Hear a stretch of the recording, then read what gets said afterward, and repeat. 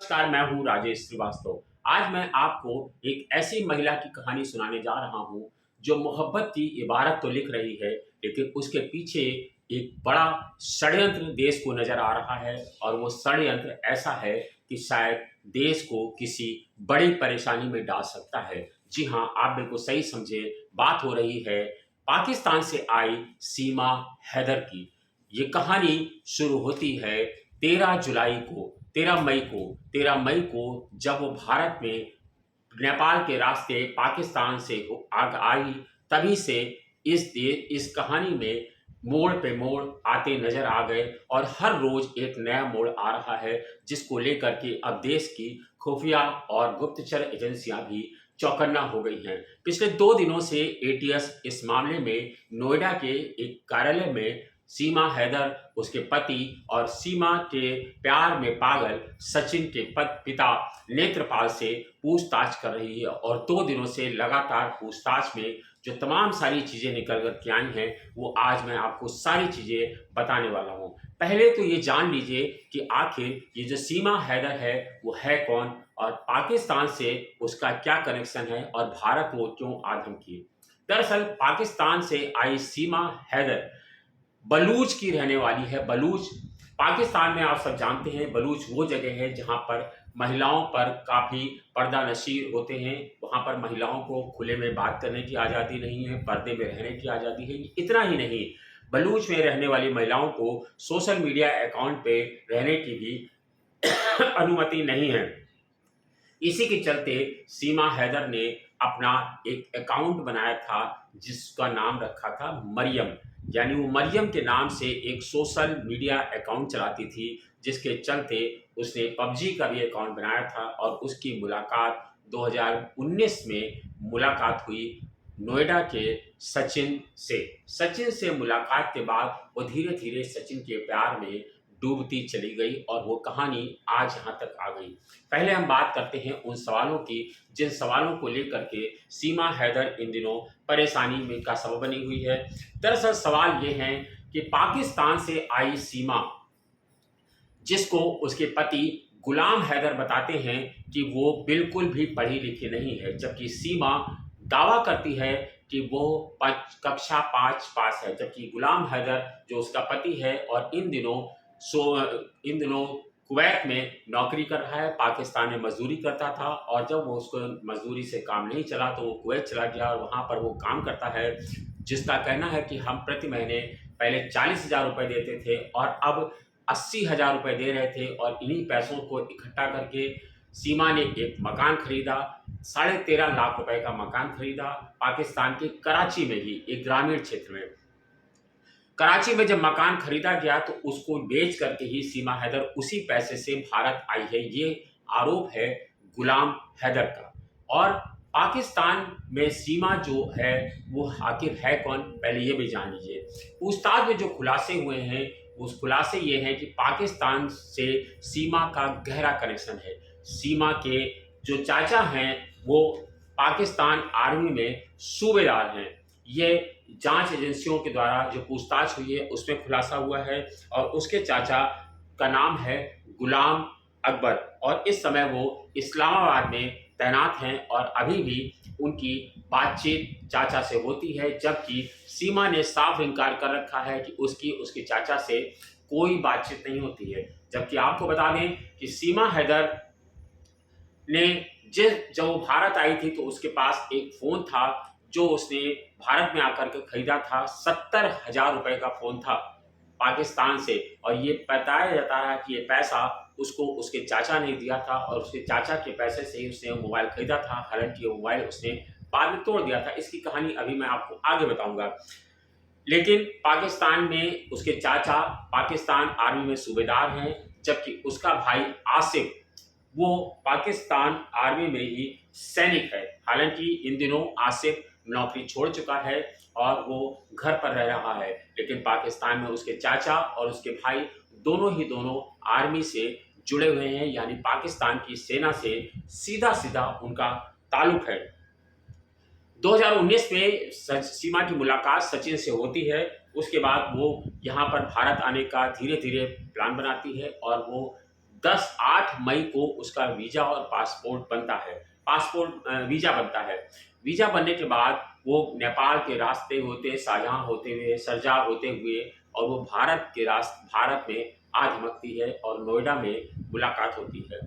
नोएडा में मुलाकात के बाद जब वो दोनों आपस में मिलते हैं, उसके बाद उन्हें पिछले दिनों पकड़ा गया और उस पर आरोप लगाया गया कि वो गैर कानूनी ढंग से, अवैध ढंग से भारत में आई है, जबकि उसके पति पर इस आरोप में गिरफ्तारी की गई कि उसने एक गलत ढंग से आए हुए विदेशी नागरिक को शरण दी थी। हालांकि अभी दोनों जमानत पर हैं, दोनों छूट गए हैं और सीमा बराबर भारत सरकार से मांग कर रही है। उसने योगी आदित्यनाथ को एक पत्र लिखा है कि वह हिंदू धर्म ग्रहण कर चुकी है और उसे भारत आने की अनुमति दी जाए। और भारत आने की अनुमति वो लगातार मांग रही है। उसका कहना है कि वो अब हिंदू धर्म ग्रहण कर चुकी है, करवा चौथ का व्रत रखती है और वो जो है होली खेलती है और नवरात्रि का व्रत रखती है। ये सब उसने तब शुरू कर दिया था जब सीमा सचिन से प्यार करने लगी थी, लेकिन पाकिस्तान में रहते हुए उसने ये सारी चीज़ें शुरू कर दी थी। उसे बाकायदा हिंदू धर्म की सारी आरती याद है,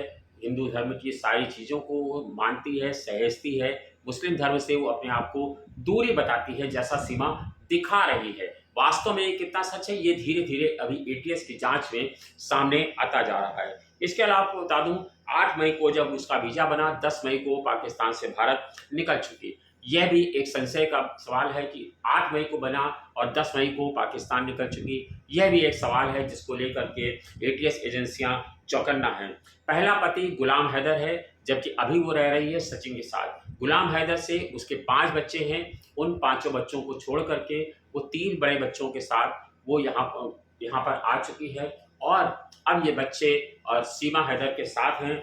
इसके अलावा आपको बता दें कि सीमा हैदर का कैरेक्टर पहले से भी बहुत ज़्यादा संदिग्ध रहा है। सीमा हैदर ने एक एफिडेविट दिया था पाकिस्तान की पुलिस को और कहा था कि उसके माता पिता लालची किस्म के हैं।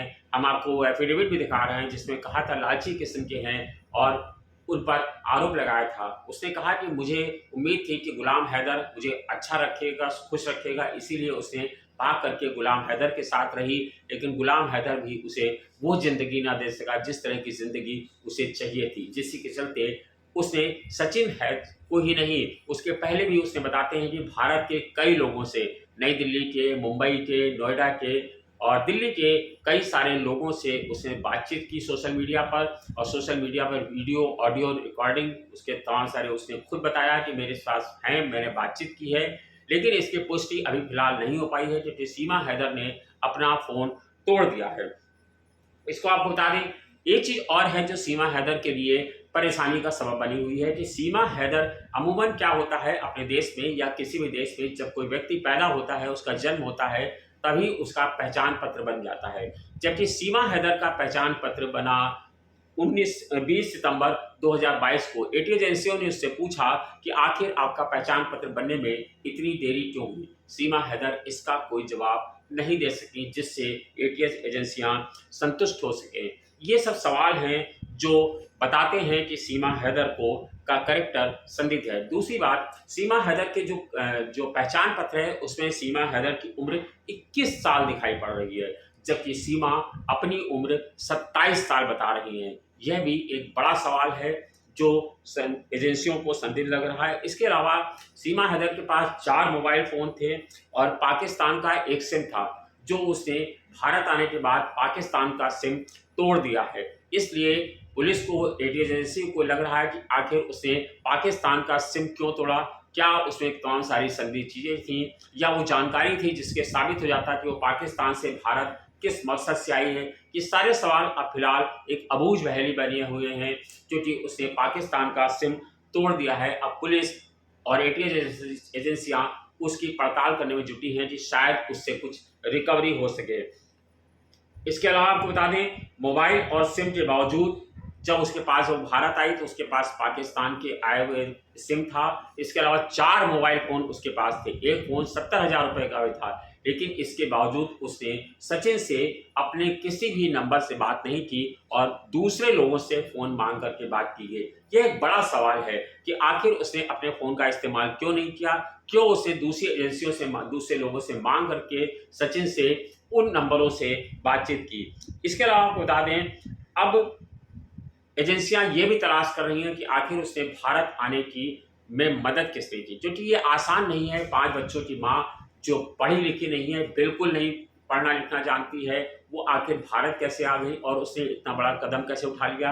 आसान नहीं होता है 2 देशों की यात्रा करना, पाकिस्तान, पाकिस्तान से नेपाल, नेपाल से भारत, और तमाम सारी चीज़ों को क्रॉस करते हुए अवैध ढंग से इन बच्चों के साथ क्या उस पर किसी की नज़र नहीं पड़ी। आखिर उसने इतना बड़ा साहस कैसे जुटा लिया कि वो भारत आ धमकी सचिन के प्यार में। क्या प्यार में इतनी ताकत है या उसके पीछे कोई बड़ा नेटवर्क काम कर रहा है? ये एक बड़ा सवाल है जो संदिग्ध स्थितियों में सीमा हैदर को खड़ा कर रहा है। इसके अलावा आपको बता दें कि 5वीं पास महिला इतनी अच्छी हिंदी और फर्राटेदार अंग्रेजी नहीं बोल सकती है जो फिलहाल सीमा बोल रही है, और पूरे कॉन्फिडेंस के साथ बोल रही है। 70,000 का जो फ़ोन खरीदा गया है वो भी बता रहा है कि आखिर किन सवालों में है कि आखिर वो फ़ोन सीमा के पास कहाँ से आया था। इसके अलावा आपको बता दें, उसका पति जो गुलाम हैदर है उससे जो पूछताछ हुई है, एक इंटरव्यू में उसने कहा है कि हमारा सीमा से मैं उसको बहुत चाहता हूँ और मेरी उससे शादी हुई थी, और सीमा जो दावा कर रही है कि वो कक्षा 5 पास है, वो झूठ बोल रही है। वो कोई पढ़ाई लिखाई उसने नहीं की है, किसी कॉलेज में नहीं गई है, किसी स्कूल में नहीं गई है, प्राथमिक स्कूल में भी उसने कभी नाम नहीं लिखाया। एक बुजुर्गवार उसे घर पे आते थे तो उसे पढ़ना और लिखना सिखाते थे। शायद उसे कुछ शब्दों को बोलना और शब्दों को लिखना आता है, लेकिन उसने हिंदी कैसे सीखी, क्या हुआ, ये सब उसका पति गुलाम हैदर नहीं जानता है, क्योंकि उसका कहना है कि वो पिछले 5 सालों से बाहर रह रहा है और सीमा की हट के चलते ही वो बाहर चला गया, क्योंकि जहाँ वो मजदूरी करता था पाकिस्तान में, सीमा हैदर उससे लगातार खुश नहीं रहती थी और वो कहती थी कि इतने पैसों से घर नहीं चल सकता है। इसके चलते उसने कुवैत चला गया। पहले 40-50 हज़ार भेजता था और बाद में 80,000 रुपए तक भेजने लगा। अभी फिलहाल वो 80,000 भेजता था, जिसको लेकर के सीमा ने एक मकान खरीदा 13.5 लाख का। उसको भी सीमा ने उस मकान में शिफ्ट नहीं किया था और अपने पुराने आवास में रहती थी। जब उसके पति गुलाम हैदर ने कहा कि तुम नए मकान में रहो, तो उसने कहा कि मैं नए मकान में नहीं रहूंगी, क्योंकि जब तक इसका मैं अपने हिसाब से सौंदर्यीकरण नहीं करा लूंगी तब तक नहीं रहूंगी।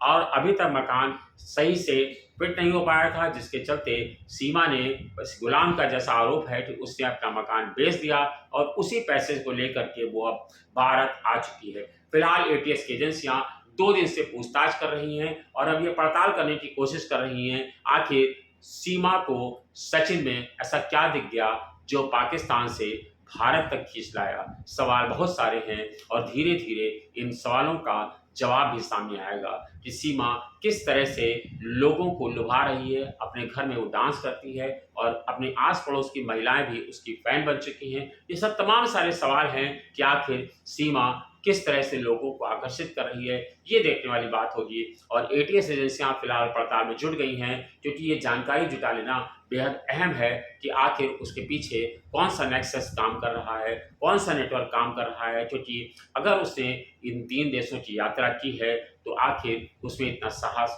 कहाँ से आ गया। दूसरी बात यह है, उसके पीछे कौन काम कर रहा था, आखिर ये कहानी कौन सा मोड़ लेकर के आएगी। क्या ये भारत में आगे आने वाले समय में बहुत बड़ी चुनौती बनने वाली है सीमा हैदर। ये सब तमाम सारी जानकारियों पर हमारी नज़र बनी रहेगी और हम आपको अपनी जानकारियों से अवगत कराते रहेंगे। धन्यवाद, शुक्रिया।